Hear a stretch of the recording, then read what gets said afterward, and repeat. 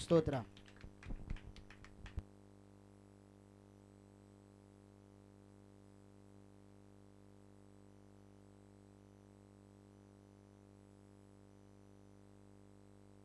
దేవునికి స్తోత్రం కలుగును గాక. హల్లెలూయా, హల్లెలూయా, హల్లెలూయా,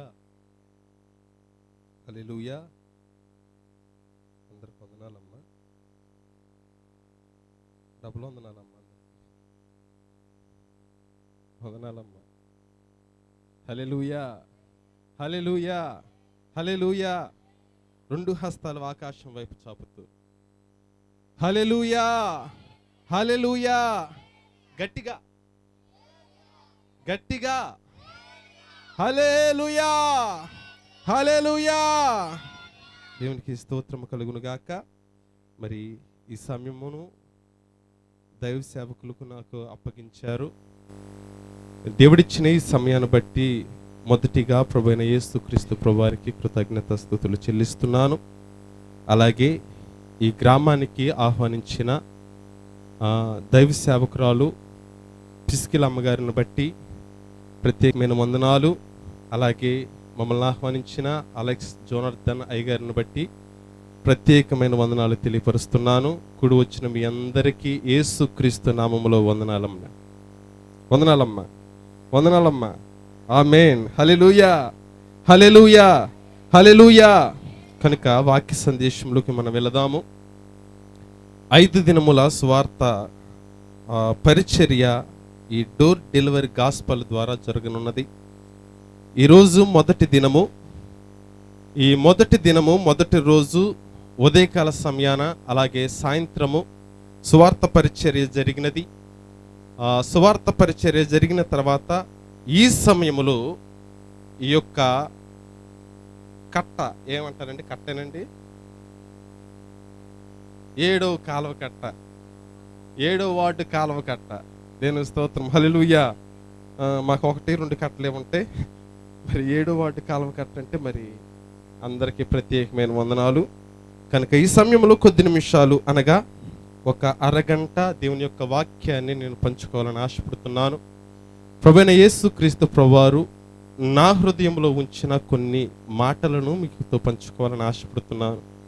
ఇది నా ఉద్దేశంతో నేను అనుకుని చెప్పాలనుకున్న వాక్యం అయితే కాదు, కానీ దేవుడు తలంపు వల్ల దేవుని యొక్క చిత్తము ద్వారా ఆయన నా హృదయములో నా మనస్సులో పెట్టిన కొన్ని మాటలు మీతో పంచుకోవాలని ఆశపడుతున్నాను. కనుక వాక్యంలోకి వెళ్ళే ముందు ఒక వచనము చదివించుకుని వాక్య సందేశంలోకి వెళదాం. మనము ఆదికాండము 12వ అధ్యాయము, ఆదికాండము 12వ అధ్యాయము 7వ వచనము. ఎవరైనా చదవగలిగిన వారు ఉంటే చదవండి. యెహోవా అబ్రహామునకు ప్రత్యక్షమై నీ సంతానమునకు ఈ దేశమిచ్చెదనని చెప్పగా అతడు తనకు ప్రత్యక్షమైన యెహోవాకు ఒక బలిపీఠమును కట్టిన. దేవునికి స్తోత్రం కలుగును గాక. హల్లెలూయా. కళ్ళు మూసుకున్నట్లయితే చిన్న ప్రార్థన చేసుకుందాం. మహోన్నతుడా, ప్రేమ స్వరూపి అయిన దేవా, సర్వశక్తిమంతుడా, సర్వోన్నతుడా నీకే స్తోత్రము. అయా ఈ దినాన ప్రభు యేసయ్యా, ఈ గ్రామములో ఈ యొక్క వీధిలో తండ్రి, ఈ 7వ వార్డులో తండ్రి, ఈ రీతిగా ఈ ప్రార్థన కూడిక ప్రభా అయా చర్చ్ ఆఫ్ బెత్లెహేము అయా మినిస్ట్రీస్ వారు నిర్వహించిన విధానాన్ని బట్టి నీకే స్తోత్రము. ఈ యొక్క పరిచర్య తండ్రి, ఈ యొక్క కూటము తండ్రి నీకు మహిమకరముగా జరగాలి యేసయ్యా.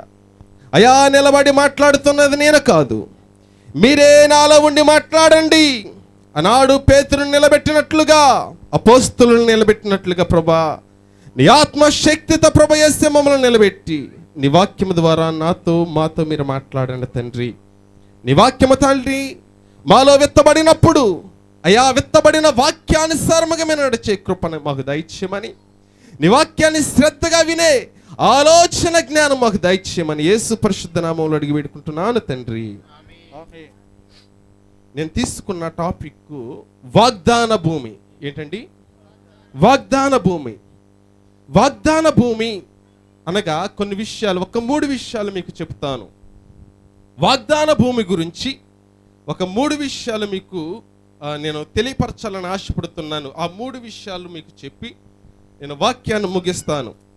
ఇక్కడ ఆదికాండము 12వ అధ్యాయం 7వ వచనములో యెహోవా అబ్రహాముకు ప్రత్యక్షమయ్యి నీ సంతానమునకు ఈ దేశం ఇచ్చేదనని చెప్పగా, దేవునికి స్తోత్రము కలుగును గాక, నీ సంతానముకు ఈ దేశం ఇచ్చేదను అని దేవుడు అబ్రహాముకి వాగ్దానం చేశాడు.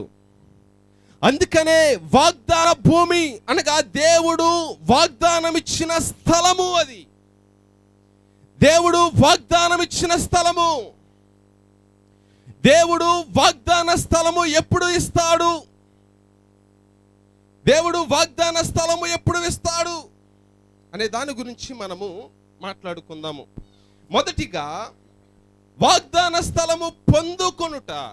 ఏంటండి మొదటి మాట ఏమిటండి? స్థలము పొందుకొనుట.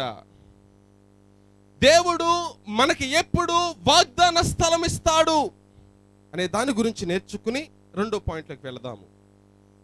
వాగ్దాన స్థలము ఎప్పుడు ఇస్తాడు అంటే, దేవుని యొక్క మాట విన్నప్పుడు వాగ్దాన స్థలము దేవుడిస్తాడు. దేవుని యొక్క మాటని ఆలకించినప్పుడు దేవుడు వాగ్దాన స్థలము కలగజేస్తాడు. అబ్రహాముని పిలిచాడు దేవుడు. అబ్రహాముని పిలిచి, అబ్రహామా నా మాట ఆలకించు అనగా, ఆ కాలంలోనే అబ్రహాము మాట, ఆ దేవుని యొక్క మాట అబ్రహాము ఆలకించాడు. దేవునికి స్తోత్రము కలుగును గాక. హల్లెలూయా, హల్లెలూయా. నా భాష మీకు అర్థమవుతుందని నేను నమ్ముతున్నాను. నా మాట మీకు అర్థమైద్దని నమ్ముతున్నాను. తెలంగాణ అయినప్పటికీ ఆంధ్ర లాంగ్వేజ్లోనే మాట్లాడతాను. తెలంగాణ స్లాంగ్ అయితే నాకు రాదు. జాగ్రత్తగా ఆలకించండి. మీరు ఆన్సర్ ఇవ్వకపోతే మరలా మిమ్మల్ని నిద్ర లేపైనా కానీ నేను అడుగుతాను. దేవునికి స్తోత్రం. హల్లెలూయా, హల్లెలూయా. దేవుడు అబ్రహామును పిలిచాడు. అబ్రహామా అని పిలవగానే అబ్రహాము దేవుని యొక్క మాటకి లోబడ్డాడు. దేవుని యొక్క మాటకి లోబడే వారికి వాగ్దానము కలగజేస్తాడు దేవుడు. దేవుని యొక్క మాటకి లోబడే బిడ్డలకు, దేవుని యొక్క మాటను ఆలకించే బిడ్డలకు వాగ్దాన స్థలము దేవుడు ఇస్తాడు. ఒకవేళ దేవుని యొక్క మాటని ఆలకించకపోతే దేవుడు మన పట్ల వాగ్దానము కలగజేసే వాడు కాదు. దేవునికి స్తోత్రము. హల్లెలూయా, హల్లెలూయా. దేవుని మాట విన్నాడు ఆయన అబ్రహాము. ఈనాడు అబ్రహాము వలె దేవుని మాట ఎంతమంది వినగలుగుతున్నాము? ఈనాడు అబ్రహాము వలె దేవుని యొక్క మాటని ఎంతమంది ఆలకించుతున్నాము? దేవుని యొక్క మాట చెప్పినప్పుడు ఆలకించే మనస్తత్వం ఉండాలి క్రైస్తత్వంలో. దేవుని యొక్క మాట మనకి వస్తున్నప్పుడు మన దగ్గరికి ఆ యొక్క మాటని వినటానికి మనసు కలగాలి. అప్పుడు దేవుడు నీ పట్ల వాగ్దానము కలగజేస్తాడు. దేవునికి స్తోత్రము కలుగును గాక. హల్లెలూయా, హల్లెలూయా, హల్లెలూయా. అయితే నేను విన్నాను, జాన్ బాబాయ్ గారిని దేవుడు పిలుచుకున్నాడు. దేవునికి స్తోత్రం కలుగును గాక. మీ అందరికీ నాకంటే ఎక్కువ తెలుసు.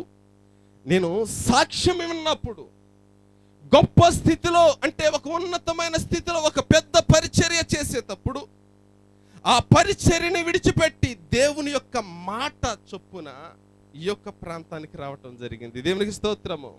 హల్లెలూయా. దేవుడు ఈ గ్రామంలో వాగ్దాన స్థలము దేవుడు కలగజేశాడు.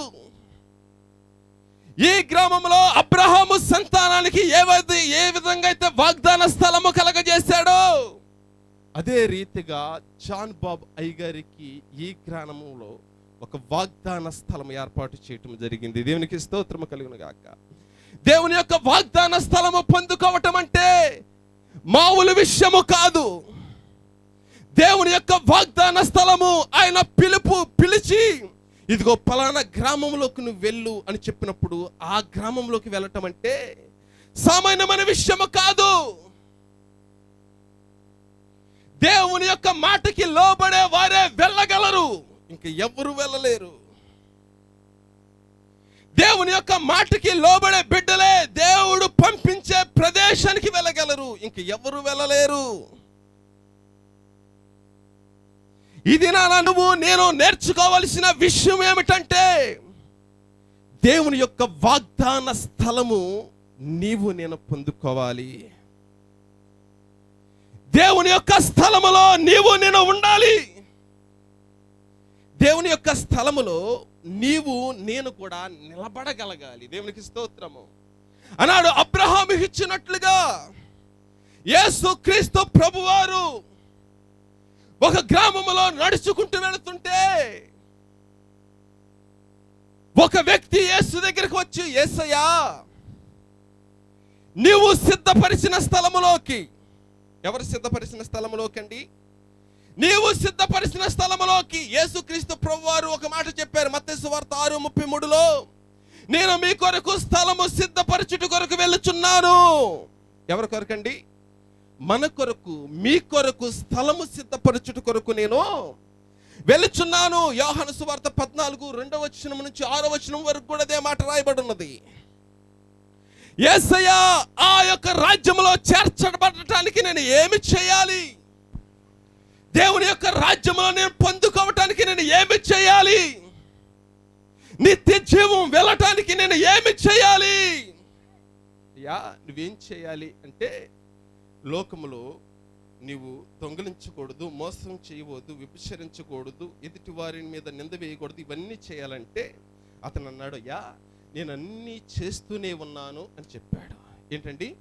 నేను ఇవన్నీ చేస్తూనే ఉన్నాను. అయితే నీకు కలిగింది సమస్తం అమ్మి పేదలకిచ్చి నన్ను వెంబడించు అని చెప్పాడు. ఏంటండి? నీ కలిగిన సమస్తము అమ్మి పేదలకిచ్చి నన్ను వెంబడించు అని చెప్పాడు. యేసుక్రీస్తు ప్రభువు ఆ మాట చెప్పగానే అతను వెళ్ళిపోయాడు. యేసయ్య చెప్పినటువంటి మాట ఏమిటి? నీకు సిద్ధపరిచిన వాగ్దాన స్థలము, అనగా ఆ పరలోక రాజ్యము. అన్నాడు అబ్రహాముకి ఏ విధంగా అయితే వాగ్దాన స్థలం ఇచ్చాడో, తన సంతానానికి ఏ విధంగా అయితే వాగ్దాన స్థలం ఇచ్చాడో, యేసుక్రీస్తు ప్రభువారు నీ కొరకు, నా కొరకు ఒక స్థలము సిద్ధపరిచారు పరలోక రాజ్యములో. ఆ స్థలము నువ్వు పొందుకోవాలంటే యేసయ్యను నువ్వు వెంబడించాలి. అబ్రహాముకి ఆ వాగ్దాన స్థలము రావటానికి యేసయ్య మాట, దేవుని యొక్క మాట విన్నాడు. యేసయ్య చెబుతున్న మాట ఏమిటి? నువ్వు నన్ను వెంబడించు. నువ్వు నన్ను వెంబడించటం అంటే నీ కలిగినది సమస్తము నువ్వు విడిచిపెట్టాలి. నువ్వు నన్ను వెంబడించటం అంటే నీ కలిగిన సమస్తము నువ్వు విడిచిపెట్టాలి.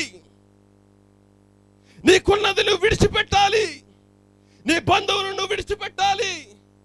ఇదిగో నీ అన్నదమ్ములు విడిచిపెట్టాలని ఎవరితో చెప్పాడు? అబ్రహాముతో చెప్పినప్పుడు అబ్రహాము ఏ విధంగా అయితే విడిచిపెట్టి దేవుని అనుసరించాడో, అదే రీతిగా నీకు పరలోక రాజ్యము కావాలి అంటే మరలా నువ్వు అన్ని విడిచిపెట్టి యేసయ్యను వెంబడించాలి. దేవునికి స్తోత్రము కలుగును గాక. హల్లెలూయా, హల్లెలూయా. ఎవరిని వెంబడించాలండి? ఎవరిని వెంబడించాలి? యేసయ్యను వెంబడించాలి. యేసయ్యను వెంబడించే క్రమములో, యేసయ్యను వెంబడించే క్రమములో శోధన కలగొచ్చు. యేసయ్యను వెంబడించే క్రమములో బాధ కలగొచ్చు. యేసయ్యను వెంబడించే క్రమములో ఇబ్బందులు కలగొచ్చు. మీకు ఒక విషయం చెప్తాను. దేవుడు ఇశ్రాయేలు ప్రజలకి వాగ్దాన స్థలము ఇచ్చాడు. ఏంటండి? వాగ్దాన స్థలము ఒకటి ఏర్పరిచాడు. వారు ఫరో చేతిలో బాధపడుతున్నప్పుడు 430 సంవత్సరాలు పై మాటగా వారు బానిసలుగా ఉన్నప్పుడు వారు దేవుని దగ్గరకు వచ్చి మొరపెట్టారు. మొరపెట్టగానే మోషేను పంపి మోషే ద్వారా వారిని విడిపించాడు. అయితే పాలు తేనెలు ప్రవహించే దేశాన్ని దేవుడు మిమ్మల్ని నడిపిస్తున్నాడు అని మోషే చెప్పగా మోషే మాటను ఆలకించారు. ఆ కాలంలో మోషే చేసినప్పుడు అన్ని కార్యాలు చూశారు. ఎర్ర సముద్రం పాయలైతే చూశారు, నీటిని రక్తముగా మార్చినప్పుడు చూశారు, బండ నుంచి నీరు వచ్చినప్పుడు చూశారు, పరలోక రాజ్యము నుంచి మన్నా కురిపించబడినప్పుడు చూశారు. అయితే హెబ్రీయులు రాసిన పత్రిక, హెబ్రీ పత్రిక 3:19 ఒక మాట ఉంది.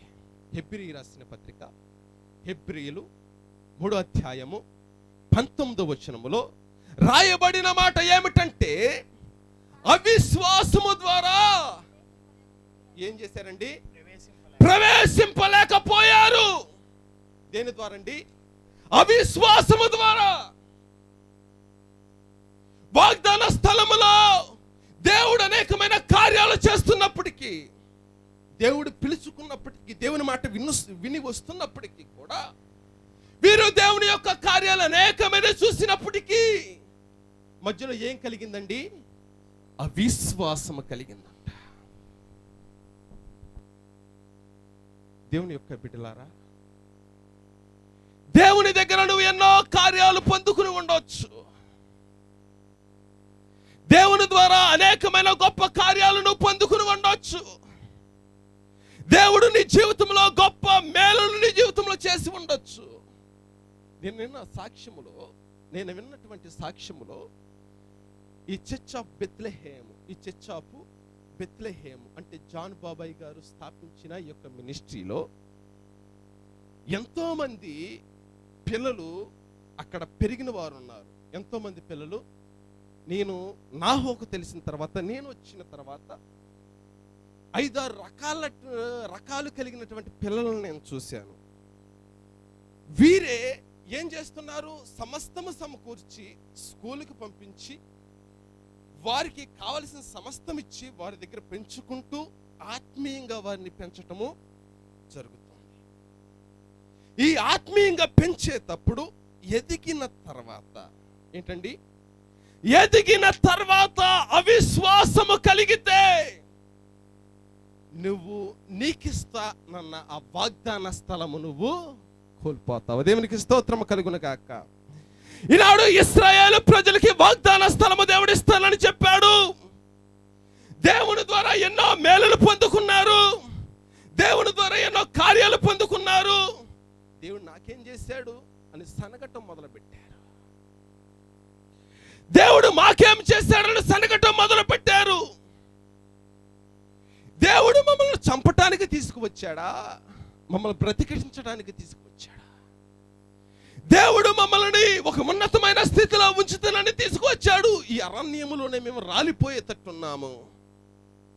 ఈ అరణ్యములోనే మేము కుంగిపోయేటట్టున్నాము. ఈ అరణ్యంలోనే మేము పడిపోయేటట్టున్నాము. దేవుని మీద సనగటం మొదలు పెట్టారు. ఇంతవరకు చేసిన దేవుడి కార్యాలు ఏమైపోయాయి? ఇంతవరకు నువ్వు పొందుకున్న మేలులు ఏమైపోయాయి? ఇంతవరకు నిన్ను పెంచిన నీ కుటుంబం ఏమైపోయింది? ఏమైపోయిందండి? మర్చిపోయినట్లయితే కదా. నువ్వు మర్చిపోతే దేవుడు నీ జీవితంలో కార్యం ఎలాగ చేస్తాడు. దేవునికి స్తోత్రము, దేవునికి స్తోత్రము. హల్లెలూయా, హల్లెలూయా, హల్లెలూయా. నువ్వు మర్చిపోకూడదు. దేవుడు నీ పట్ల చేసిన కార్యమును నువ్వు ఎన్నడూ మర్చిపోకూడదు.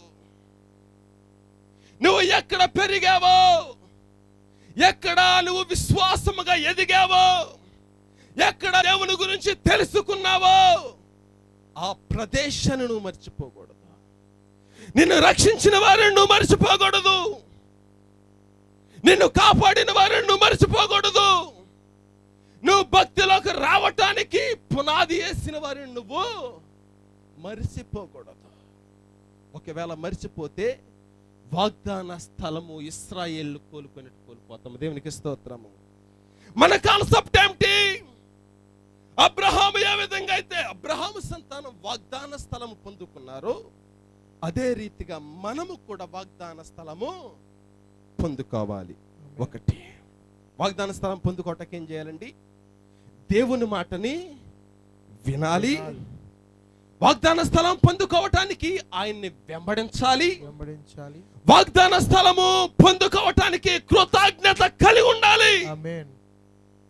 ఇది ఒకటి. 2, వాగ్దాన స్థలమును విడిచిపెట్టకూడదు.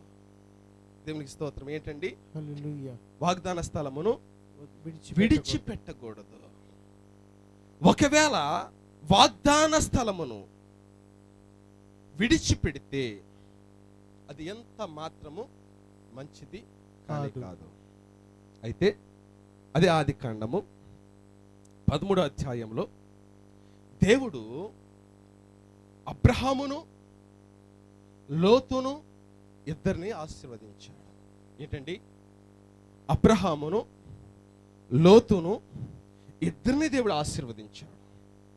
ఈ ఆశీర్వదించిన క్రమములో వారి ఆశీర్వదింపబడిన స్థలము సరిపోవట్లేదు. వారి గొర్రెలే కావచ్చు, ఒంటెలే కావచ్చు, వారికి కలిగిన ఆస్తి ఆ ప్రాంతమంతా నింపబడింది. ఏ ప్రాంతము? మొదట ఏ ప్రాంతం అయితే దేవుడు ఇస్తానని ప్రమాణం చేశాడో ఆ ప్రాంతంలో, ఏ ప్రాంతంలో అయితే మొదటి బలిపీఠము అబ్రహాము కట్టాడో అదే ప్రాంతంలో మరలా లోతు అబ్రహాము చేర్చబడ్డారు. ఈ చేర్చబడిన క్రమములో అబ్రహాము సంతానము, అలాగే అబ్రహాము కలిగి ఉన్నది సమస్తము ఆశీర్వాదకరముగా మార్చబడింది. అబ్రహాముతో పాటు లోతు కూడా ఆశీర్వదింపబడ్డాడు. జాగ్రత్తగా ఆలకించండి. ఎవరండి అబ్రహాముతో పాటు ఎవరు ఆశీర్వదింపబడ్డారండి? లోతు ఆశీర్వదింపబడ్డాడు. ఈ లోతు ఆశీర్వదింపబడిన తర్వాత వీరి పాలేరులు లేకపోతే వారి పాలేరులు, లేకపోతే వీరితో పనిచేసేవారు వారితో పనిచేసేవారు, ఎవరితో? అబ్రహాముతో పనిచేసేవారు లోతుతో పనిచేసేవారి మధ్య కలకము, అంటే గొడవలు మొదలయ్యాయి. ఈ గొడవలు మొదలయ్యే క్రమంలో అబ్రహామును లోతుని పిలిచి, లోతు, ఇదిగో ఈ నలుమూలలను చూడు. యెహోవా చూడు. ఏంటండి? ఏం చూడాలండి?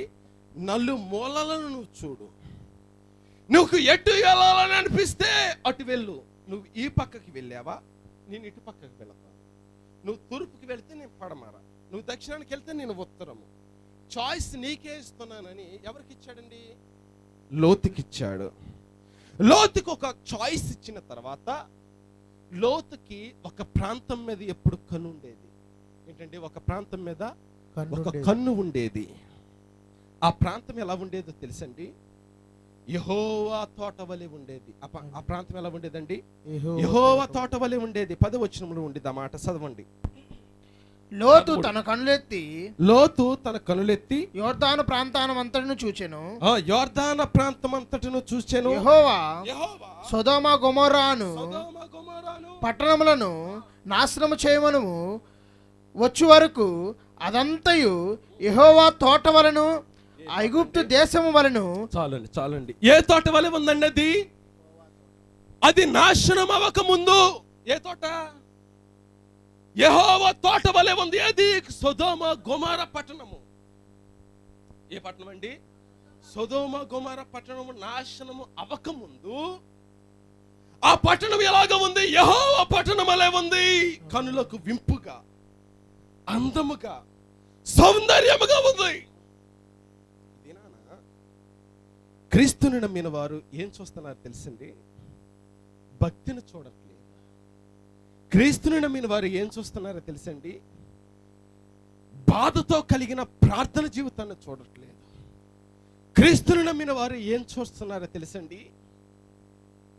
అందంగా కనిపించేది చూస్తున్నారు కానీ పరిశుద్ధంగా ఎదిగే ప్రదేశం ఏ మాత్రము చూడట్లేదు. ఇదిగో ఇక్కడికి వెళితే ప్రార్థన ప్రార్థన ప్రార్థనలో కూర్చోబెడతారు, ఒక సంతోషం ఉండదు. ఇదిగో ఇక్కడికి వెళితే ఇక్కడ ఒక పండుగ ఉండదు, ఇక్కడ ఒక జోక్ ఉండదు, మొత్తం వాక్యమే. ఎలాగుందా వాక్యము? కత్తి పెట్టి పొడిచినట్టే ఉంది. ఎలాగుందండి? కత్తి పెట్టి పొడిచినట్టే ఉంది. నీకేం చెప్పాలి? నిన్ను సవరదీయాలి. ఏం చేయాలండి? సవరదీసే వాక్యము చెప్పాలి. సవరదీసే వాక్యం చెప్తే దేవుడు మెచ్చడు. ఏ వాక్యము దేవుడు చెప్పమన్నాడు? నీకు గుచ్చుకోవాలి.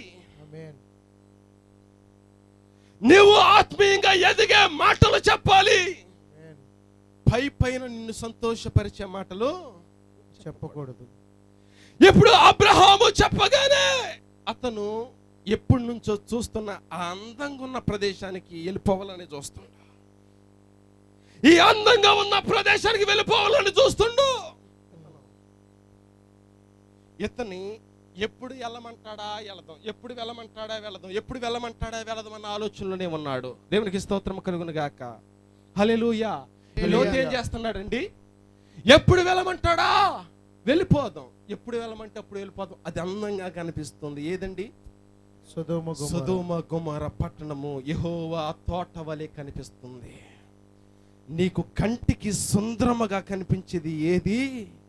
నీ జీవితాన్ని పరలోక రాజ్యము తీసుకువెళ్ళలేదు. ఆమేన్.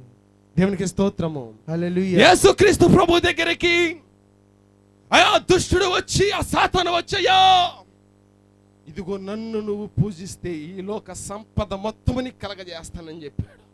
యేసయ్య లొంగాడా? లొంగలేదండి. యేసయ్య సౌందర్యాన్ని చూశాడా? లేదు. యేసయ్య అందాన్ని చూశాడా? చూడలేదు. మరి యేసయ్య ఒప్పుకోనప్పుడు లోతు ఎందుకు ఒప్పుకున్నాడు? పాడవటానికి. దేవుని పట్టణంలో ఉన్నప్పుడు లోతు ఆశీర్వదింపబడ్డాడు. దేవుని పట్టణములో అనగా దేవుడు వాగ్దానం ఇచ్చిన స్థలములో ఉన్నప్పుడు అబ్రహాము ఏ రీతిగా అయితే ఆశీర్వదింపబడ్డాడు, అదే రీతిగా లోతు ఆశీర్వదింపబడ్డాడు. ఎప్పుడైతే వాగ్దాన స్థలము నుంచి బయటికి వచ్చాడు, ఇది అందముగా ఉంది అని ఎప్పుడైతే బయటికి వచ్చాడో తన జీవితము పాడవటము మొదలుపెట్టింది. దేవునికి స్తోత్రము. హల్లెలూయా. హల్లెలూయా. హల్లెలూయా. హల్లెలూయా. హల్లెలూయా. ఇందాకనే చెప్పాను, నువ్వు రక్షించబడిన స్థలములో నీకు ఆశీర్వాదము. ఆమేన్. అది వాగ్దాన స్థలము. yes. నువ్వు స్థిరపరచబడిన స్థలము. Yes. దేవుడు వాగ్దానము కలగజేసిన స్థలము. ఆమేన్. ఏదో ప్రాంతములో ఒక గొప్ప పరిచర్య చేసుకుంటూ గొప్ప పొజిషన్లో ఉంటూ దేవుడు పిలుపు విని ఆ పిలుపు ప్రకారం అదంతా విడిచిపెట్టి ఈ యొక్క ప్రాంతానికి వచ్చారు అంటే అది దేవుడు వాగ్దాన స్థలము కాబట్టి దేవునికి స్తోత్రము కలుగును గాక. ఈ యొక్క చర్చ్ ఆఫ్ బెత్లెహేము దేవుడు వాగ్దానముగా ఇచ్చిన స్థలము. ఇందులో నువ్వు ఉన్నప్పుడు నువ్వు ఆశీర్వదించబడతావు. ఈ స్థలములో నువ్వు ఉన్నప్పుడు నువ్వు దీవించబడతావు. ఇందులో నీకు ప్రార్థనలో కట్టడ నేర్పుతారు, భక్తిలో కట్టడ అనేది వచ్చింది. నీకు అందంగా ఉంది అని వదిలేసావా? కృతజ్ఞత లేని వారం. దేవునికి స్తోత్రము కలుగును గాక. హల్లెలూయా. హల్లెలూయా. హల్లెలూయా. దేవునికి స్తోత్రము. ఇప్పుడు ఒకటి, వాగ్దాన స్థలము పొందుకోవాలి. రెండు, పొందుకున్న తర్వాత విడిచిపెట్టకూడదు దాన్ని. ఒకటి, వాగ్దాన స్థలము నువ్వు పొందుకోవాలి. రెండు, వాగ్దాన స్థలము విడిచిపెట్టకూడదు. మూడు, విడిచిపెట్టకుండా నీ మనస్సును స్థిరత్వము కలగజేసుకోవాలి. విడిచిపోకుండా. ఏంటండి? మూడు ఏమిటండి? విడిచిపోకుండా నీ మనసును స్థిరపరచుకోవాలి. ఎందుకని స్థిరపరచుకోవాలని అంటున్నానంటే, రూతు 1వ అధ్యాయము. తిండమ్మా, నా మొహలంగా చూస్తున్నారు, తిండి. రూతు 1వ అధ్యాయము 16వ వచనములో, రూతు గ్రంథము 1వ అధ్యాయము 16వ వచనము. మీ దగ్గర బైబిల్ ఉంటే గబగబా తీసి మరి చదవలసిందిగా మరి ప్రభు పేరట మీకు మనవి చేస్తున్నాను. ద్వితీయోపదేశ కాండము యెహోషువ న్యాయాధిపతులు పక్కనుండిద్దండి. అటు పక్కనేమో సమూయేలు ఉండిద్ది. Page number 221. రూతు 1:16లో ఉంది. అందుకు రూతు పై మాట చదవండి. 15వ వచనము. ఆమె ఇదిగో. ఆమె అనగా ఎవరు? రూతు అత్తగారు. చెప్పండి, చదవండి. ఆమె ఇదిగో నీ తోడికోడలు తన జనుల యొద్దకును తన దేవుని యొద్దకును తిరిగిపోయినదే నీవును నీ తోడికోడలు వెంబడించవలెను. అందుకు రూతు నా వెంబడి రావద్దనియు నన్ను విడిచిపెట్టొద్దనియు నేను వచ్చేదను. బతిమాలు కొనవద్దు. నేను బ్రతిమాలు కొనవద్దు. నీవు వెళ్ళు చోటుకే, నీ వెళ్ళు చోటకే నేను వచ్చేదను. నీవు నివసించు చోటు నేను నివసించేదను. నీ జనమే నా జనము నీ దేవుడే నా దేవుడు. నీవు మృతి పొందిన చోటను నేను మృతి పొందేదను. అక్కడనే పాతి పెట్టబడేదను. మరణము తప్ప మరి ఏదైనను నిన్ను నన్ను యెహోవా నాకు ఎంత కీడైన చేయనుగాక అనెను. దేవునికి స్తోత్రము. అత్తగారు ఏమంటున్నారు? ఇదిగో నీ తోడు కోడలు వెళ్ళిపోయింది, నువ్వు ఎల్లా. అబ్రహాము ఏమి చెప్పాడు? లోతు, ఈ స్థలం సరిపోవట్లేదు, కలహం పెరిగిపోతుంది, ఎల్లు అంటే వెళ్ళిపోయాడు లోతు. రూతు వెళ్ళలేదు. మీకు అర్థమైందండి? అబ్రహాము చెప్పగానే లోతు వెళ్ళాడు. తన అత్త నయోమి చెప్పగానే రూతు వెళ్ళలేదు. నువ్వు నన్ను వెళ్ళమని అనవద్దు. నీవు ఎక్కడ మరణిస్తావని నేను అక్కడ మరణిస్తాను. నీ జనమే నా జనము, నీ ప్రజలే నా ప్రజలు, నీ దేవుడే నా దేవుడు. మరణము తప్ప ఇంక ఏది నిన్ను నన్ను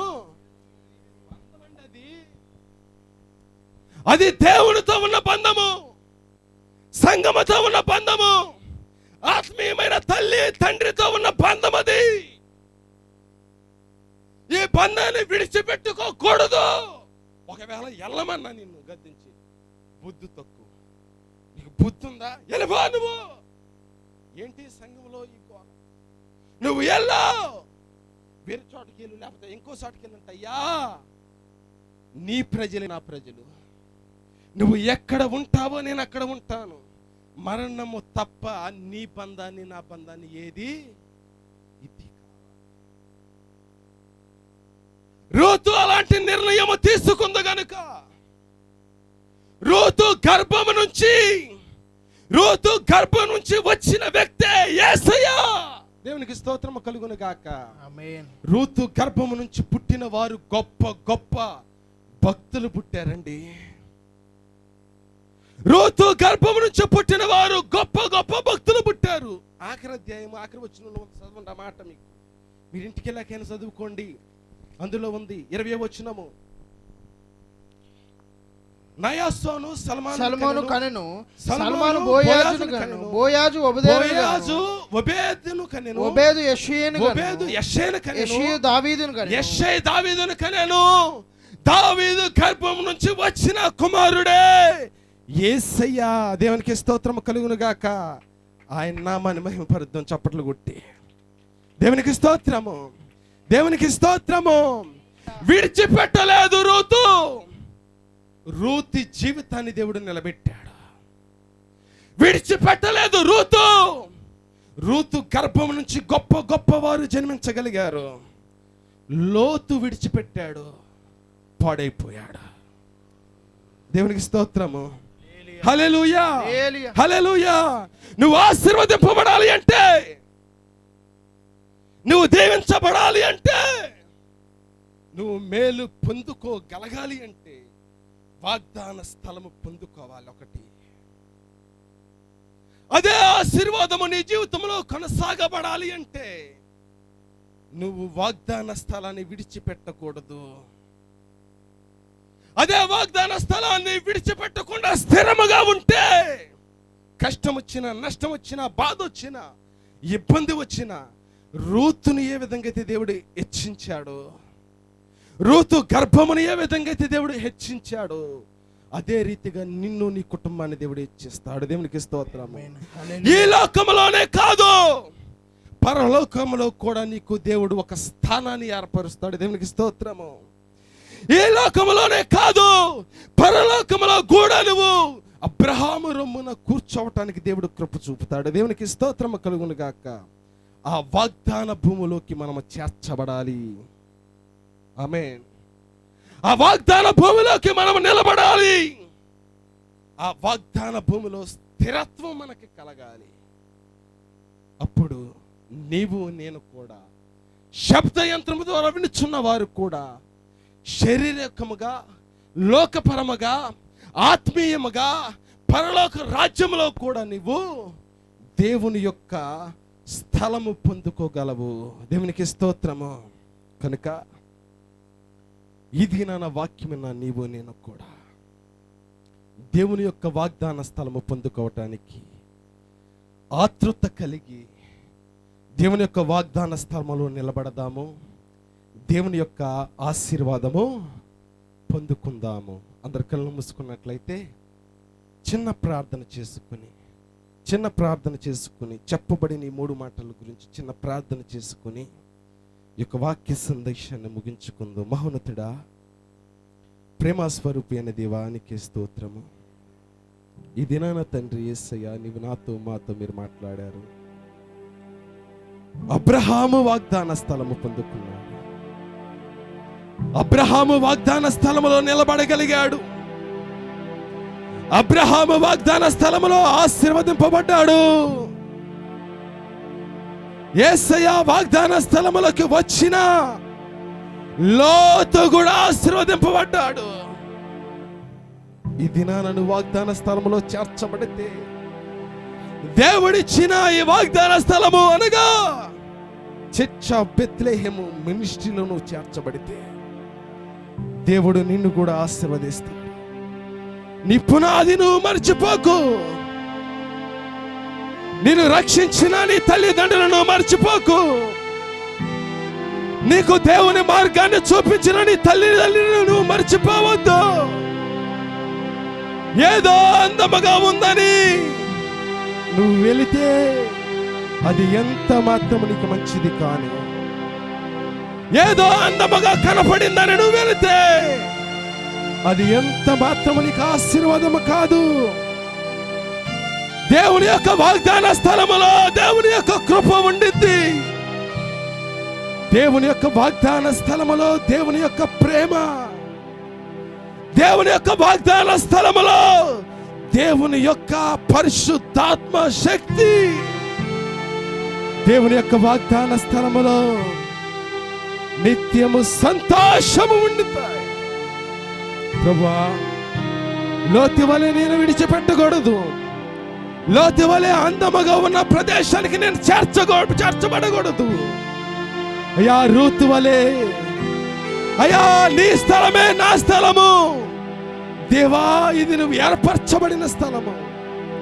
మరణము తప్ప మరి ఏది నన్ను వేరు చేయకూడదు. మరణము తప్ప మరి ఏది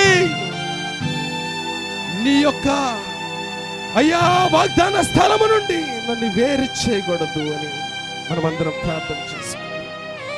దేవ, ఈ రాత్రి కాల సమయమున మాకు వాగ్దానము కలగజేయి. ఈ రాత్రి కాల సమయాన ప్రభా, అబ్రహాముకి ఇచ్చిన వాగ్దానము, అబ్రహాము సంతానానికి ఇచ్చిన వాగ్దానము అయ్యా వినుచున్న వారి అందరికీ ప్రభు మీరు దయచేయండి. కూడి ఉన్న బిడ్డలందరికీ మీరు దయచేయండి. వారి సంతానానికి మీరు దయచేయండి. వాగ్దాన స్థలములో ఆశీర్వాదము దయచేయండి. వాగ్దాన స్థలములో మేలును దయచేయండి. వాగ్దాన స్థలములో నీ కృప నిత్యము పొందుకునే కృపను దయచేయండి.